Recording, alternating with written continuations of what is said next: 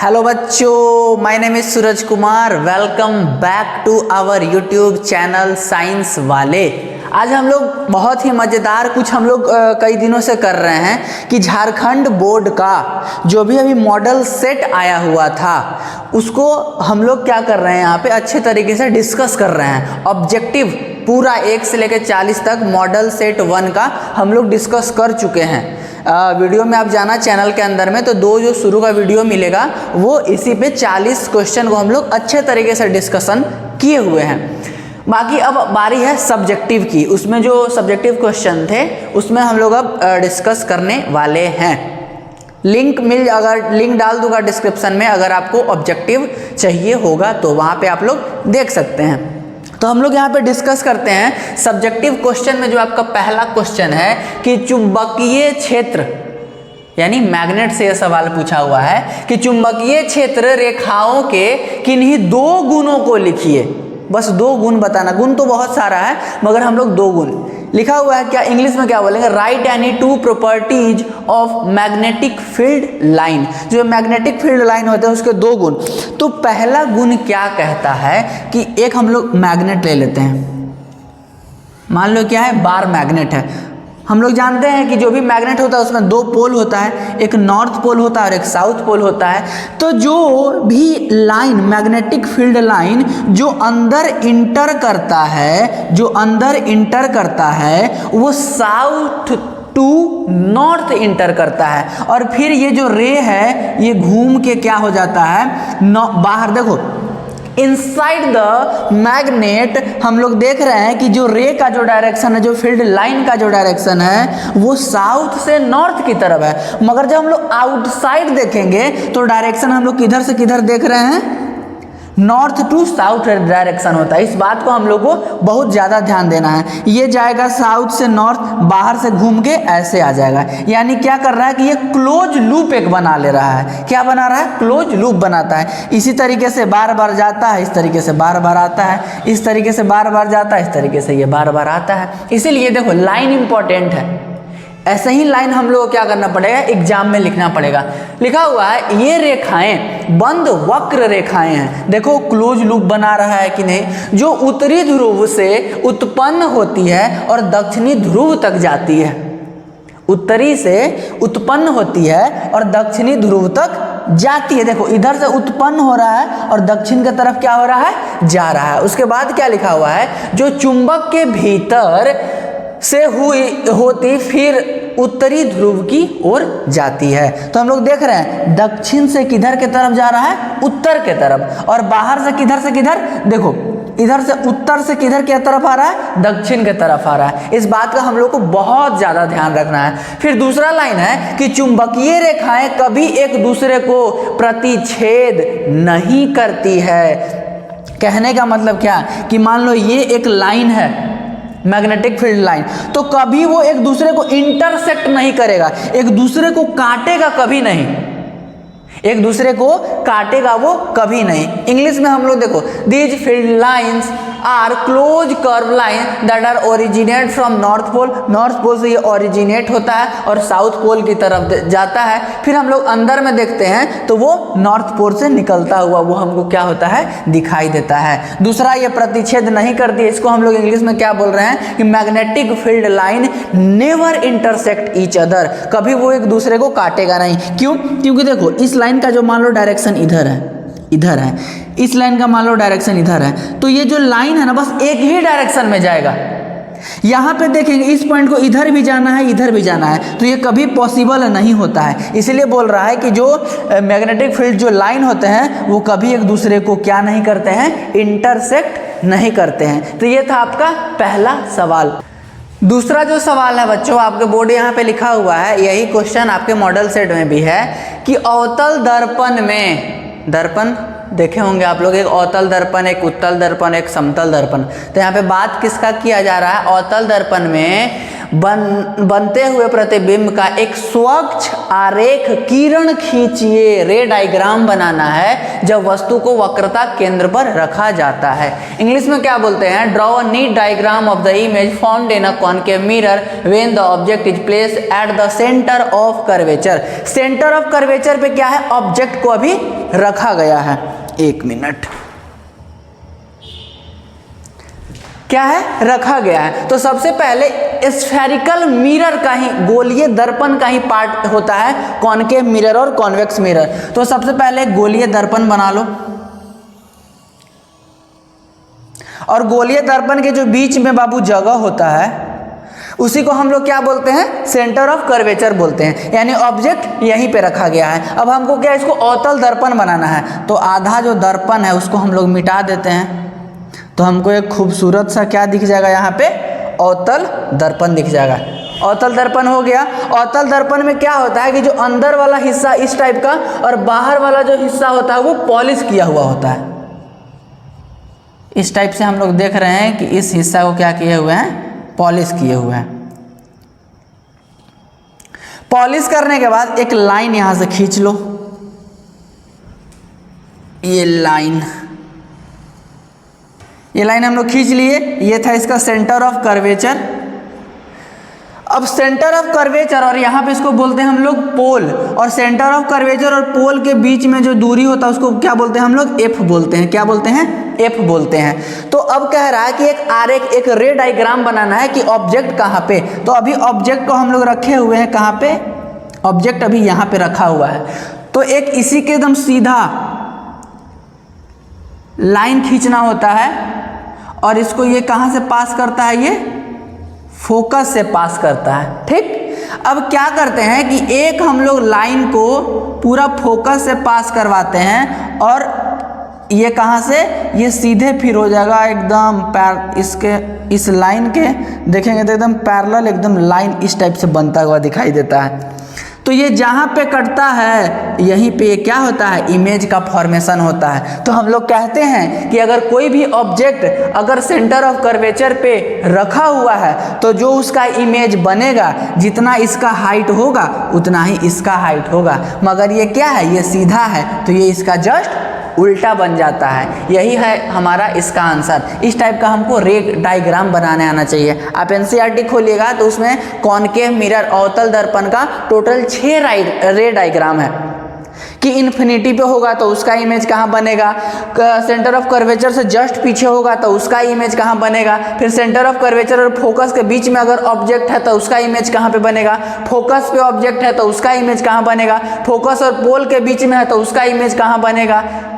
ऐसा दिया हुआ है एनसीईआरटी में, और 6 रे डायग्राम इंपॉर्टेंट है। देखो क्वेश्चन भी एक उसमें से पूछ लिया, हो सकता है कि इस बार से पूछ ले कि इन्फिनिटी पे अगर ऑब्जेक्ट है तो उसका रे डायग्राम बनाइए, तो वो भी आप लोग को आना चाहिए।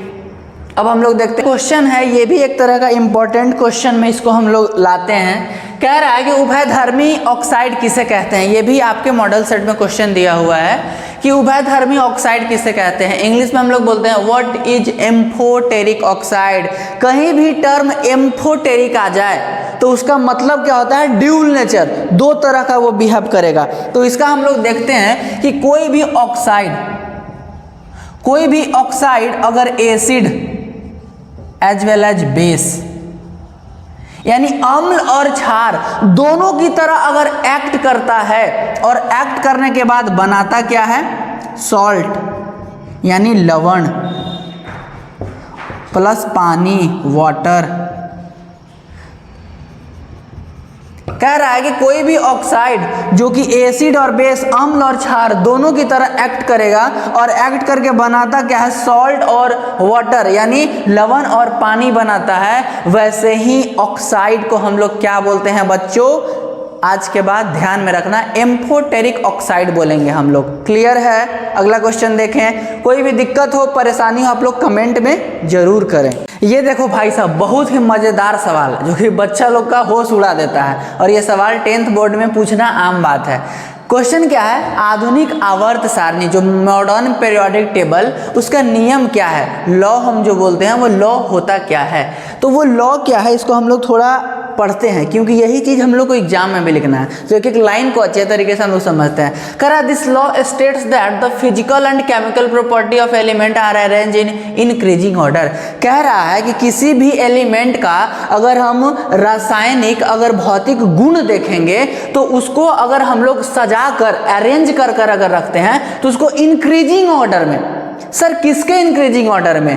एटॉमिक नंबर के बेसिस पे रखेंगे या एटॉमिक मास के बेसिस पे रखेंगे? तो यहाँ साफ साफ लिखा हुआ है कि एटॉमिक नंबर के बेसिस पे हम लोग क्या करते हैं कि उस आवर्त सारणी में किसी भी एलिमेंट का भौतिक गुण रासायनिक गुण मिला के हम लोग बात करते हैं। दूसरा बात बोला हुआ है कि the elements are arranged in order of atomic number. वही बात कि जो भी हम लोग तत्व को रखे हुए हैं उस मॉडर्न पीरियोडिक टेबल में किसके बेसिस पे रखे हुए हैं? एटॉमिक नंबर के बेसिस पे रखे हुए हैं। एटॉमिक मास का बात कौन कौन? न्यूलैंड ऑक्टेव रूल हम लोग देखे, एक ट्रायड रूल हो, डोबेनेरिया ट्रायड रूल, तो वो सब बात किए हुए थे। मगर जब मॉडर्न पीरियोडिक टेबल में आया तो एटॉमिक नंबर के ही बेसिस पे हम लोग बात करते हैं। Means that the element are repeated after the fixed interval with similar physical and chemical property. कह रहा है कि जैसे हम लोग ऐसे ऐसे करके जाते हैं, कार्बन नाइट्रोजन, उसके बाद पूरा आते हैं हम लोग नियॉन तक, फिर हम लोग मैग्नीशियम से इधर स्टार्ट करते हैं हम लोग पोटेशियम, पूरा जो जाते हैं तो फ्लोरीन के नीचे क्लोरीन है, क्लोरीन के नीचे हम लोग ब्रोमीन, फिर कल बाहर आई आंटी वाला लाइन, फ्लोरीन क्लोरीन ब्रोमीन। तो कहते हैं कि ये तीनों का जो रिपीट करेगा फिर से उस में, अगर ये मान लो ये यहाँ पे लिखा हुआ फ्लोरीन क्लोरीन ब्रोमीन, तो कह रहा है इसका गुण कुछ ना कुछ इससे जरूर मिलता होगा, इसका गुण इससे कुछ ना कुछ जरूर मिलता होगा, तभी हम लोग इसको एक में रखे हुए रहते हैं, जिसको हम लोग क्या बोलते हैं? हैलोजन फैमिली हम लोग बोलते हैं। आप लोग पढ़े होंगे। तो कोई भी ये हैलोजन फैमिली के नहीं, अगर कार्बन फैमिली में भी देखेंगे, काशी गए शंकर प्रभु, तो उसमें भी कार्बन का कुछ जो गुण होगा वो सिलिकॉन से जरूर मिलता होगा, सिलिकॉन का उसके नीचे वाले से जरूर मिलता होगा।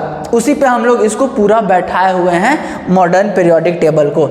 थोड़ा हिंदी पढ़ लेते हैं क्या है। यह नियम बताता है कि तत्वों के भौतिक और रासायनिक गुणों को उनके परमाणु संख्या के बढ़ते क्रम में आवधिक कार्य में व्यवस्थित किया जाता है। दूसरा पॉइंट है कि तत्व को उनके परमाणु संख्या के क्रम में व्यवस्थित करने का अर्थ है समान भौतिक, मतलब एक जैसे वाले भौतिक और रासायनिक गुणों के साथ निश्चित अंतराल में, एक रेगुलर इंटरवल ऑफ टाइम में हम लोग उसको फिर से क्या करते हैं? रीअरेंजमेंट उसको हम लोग करते रहते हैं।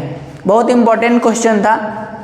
फिर चलो बच्चों एक और क्वेश्चन डिस्कस करें। ये भी बहुत इंपॉर्टेंट क्वेश्चन है और ये 10th क्लास में बायोलॉजी में से ये क्वेश्चन पूछा हुआ है। क्वेश्चन लिखा है कि पित्त का क्या कार्य होता है? What is the function of bile? Bile होता कहाँ है सर? जो हमारा लीवर है, लीवर में ही क्या होता है? ये बाइल होता है। तो बाइल कह रहा है कि पित्त रस, वही बाइल में क्या है? वो बाइल जूस पित्त रस यकृत द्वारा, लीवर द्वारा निर्मित पाचक द्रव है। पाचक द्रव कहने मतलब डाइजेस्टिव फ्लूइड उसमें भरा हुआ होता है। यह पित्ताशय में जमा और केंद्रित रहता है।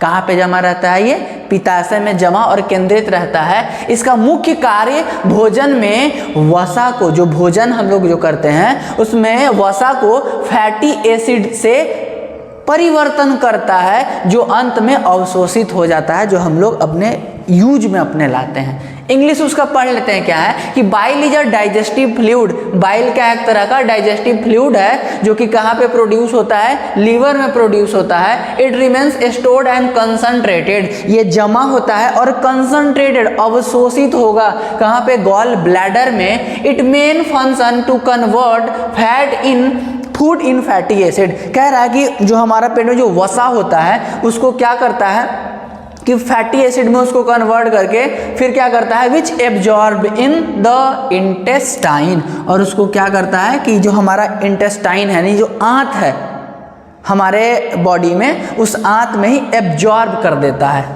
समझ में आया बात? ये बहुत इंपॉर्टेंट क्वेश्चन था हमारे 10th क्लास के लिए। तो जो भी बच्चे एग्जाम देने वाले हैं ऐसे ऐसे क्वेश्चन को आप लोग अच्छे से लिखो कॉपी में, क्योंकि लिखने खुद से आना चाहिए। एग्जाम में आपके मम्मी और आपके पापा तो आपके गुरुजी तो वहाँ पे आपके पेन पकड़ कर नहीं लिखेंगे, वहाँ तो लिखना आपको खुद है। तो इंग्लिश में मन है तो इंग्लिश में लिख लो, हिंदी में मन है हिंदी में लिख लो, दोनों यहाँ पे आपको अच्छे तरीके से बताया जा रहा है। कुछ समझ में नहीं आया तो आप लोग कमेंट करो। अगला क्वेश्चन देखते हैं बच्चों। चलो अगला क्वेश्चन हम लोग देखते हैं कि ये भी बहुत अच्छा क्वेश्चन है। खाद्य श्रृंखला किसे कहते हैं? उदाहरण के साथ में बताना है, हम लोग जानने का इसको प्रयास करेंगे। इसको पहले चेक कर लेते हैं सही है कि नहीं। चलो सही है। देखो क्या होता है ना, इसमें हम लोग ट्रॉपिक लेवल का बात करते हैं, पोषी स्तर का बात करते हैं। कह रहा है कि जब एक पोषी स्तर के एक जीव से दूसरे पोषी स्तर का एक जीव, दूसरे से तीसरा, फिर तीसरे से चौथा का जो आहार श्रृंखला है उसी को हम लोग क्या कहते हैं? सरल श्रृंखला बोलते हैं। और इसी सरल श्रृंखला को हम लोग आहार श्रृंखला बोलते हैं। ये कुछ नहीं है, मान लो फर्स्ट ट्रॉपिक लेवल में हम लोग घास को रखते हैं। घास को खाने वाला कौन होगा? कीड़ा होगा, कीट पतंग छोटे छोटे जो होते हैं वो खाएंगे, तो वो सेकेंड ट्रॉपिक लेवल में आ जाते हैं। और कीड़े मकोड़े को खाने वाले कौन होते हैं? मेंढक।